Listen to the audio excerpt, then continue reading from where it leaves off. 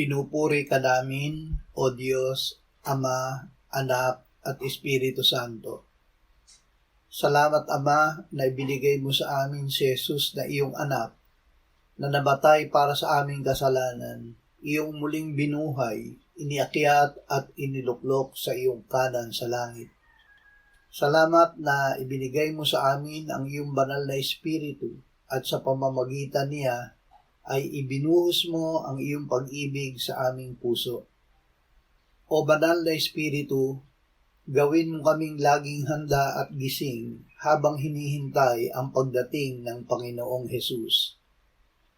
Padatilihin mo na may sindi ang aming ilawan at bigyan mo kami ng pananabik sa pagbabalik ng Panginoong Hesus. Amen.